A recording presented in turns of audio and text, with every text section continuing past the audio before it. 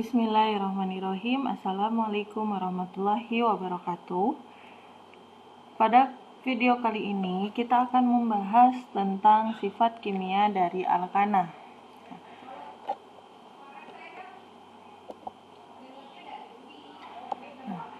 Sifat kimia dari alkana itu kita lihat dari reaksi-reaksi yang terjadi pada alkana dan isomer dari alkana.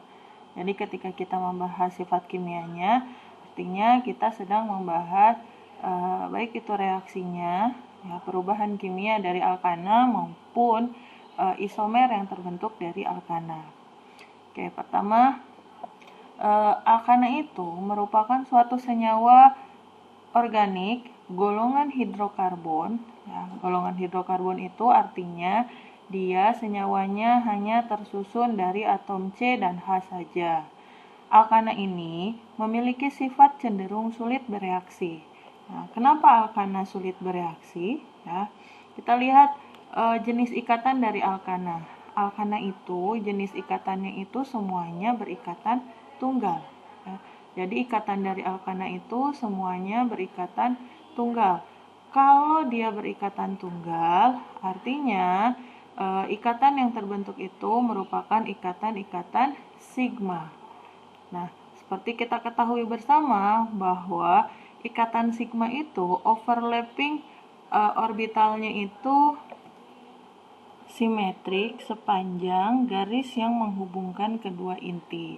Artinya, gaya tarik antara elektron oleh masing-masing intinya itu cukup kuat. Ya, gaya tarik elektron oleh masing-masing inti itu cukup kuat sehingga ikatan sigma ini sulit untuk putus. Ya, karena energi ikatannya itu cukup besar, cukup kuat. Ya, makanya kalau ada suatu senyawa hidrokarbon yang berikatan tunggal, dia itu sulit bereaksi karena ikatan kimianya itu sulit untuk lepas karena ikatannya cukup kuat. Ya, mengalami ikatan sigma di mana overlapping antar orbitalnya itu simetris sepanjang garis yang menghubungkan kedua inti. Nah, sehingga karena si alkana ini sulit bereaksi, seringkali alkana ini disebut sebagai parafin. Dia memiliki, artinya senyawa yang memiliki afinitas yang sangat kecil sekali, ya, sehingga dia sulit bereaksi. Kemudian, reaksi-reaksi apa saja sih yang terjadi pada alkana? Nah, ada 3 jenis reaksi yang terjadi pada alkana. Yang pertama adalah reaksi pembakaran, yang kedua reaksi substitusi atau pergantian atau pertukaran, kemudian yang ketiga adalah reaksi perengkahan atau cracking atau pengerakan. Perengkahan itu kayak pemutusan gitulah, ya, seperti itu. Baik, kita akan bahas satu persatu reaksi yang terjadi pada alkana. Reaksi yang pertama adalah reaksi pembakaran pada alkana. Pada pembakaran sempurna, ya, suatu senyawa alkana itu jika terjadi pembakaran yang sempurna, dengan pembakaran sempurna itu artinya suatu senyawa alkana dibakar, alkananya habis, ya, maka si alkana tersebut atau si hidrokarbon tersebut akan membentuk gas CO2 dan uap air atau H2O dengan reaksi sebagai berikut.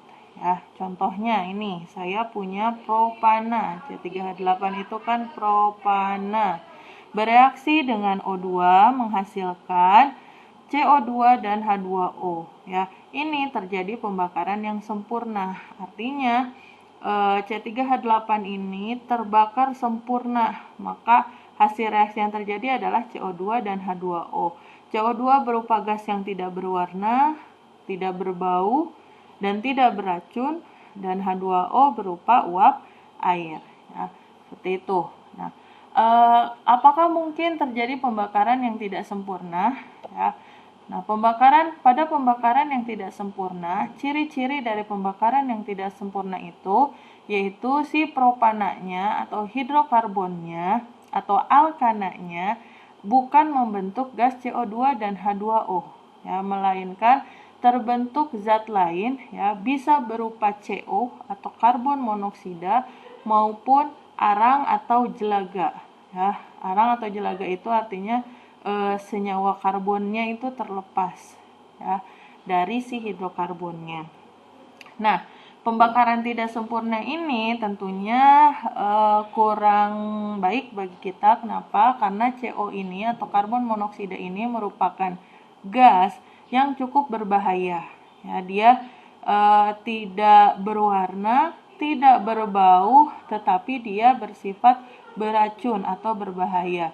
Kenapa dia beracun atau berbahaya? Karena si CO ini nanti bisa, kalau terhirup oleh manusia, dia akan bisa menggantikan fungsi O2, ya, yang berikatan dengan Fe pada sistem pernafasan kita, ya, pada hemoglobin.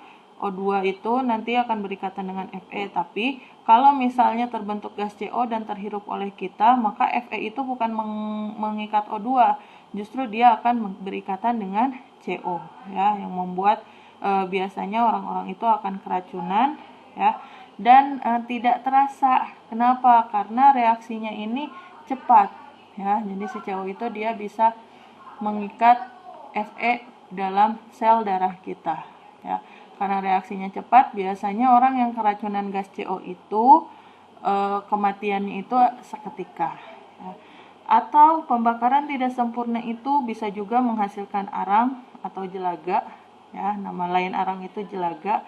Kalau kita biasanya bilangnya kerak. Jadi kalau misalnya gorengan atau panci itu yang belakangnya gosong, maka proses pembakarannya itu tidak sempurna. Kenapa? Karena menghasilkan C atau karbon atau arang atau jelaga, ya.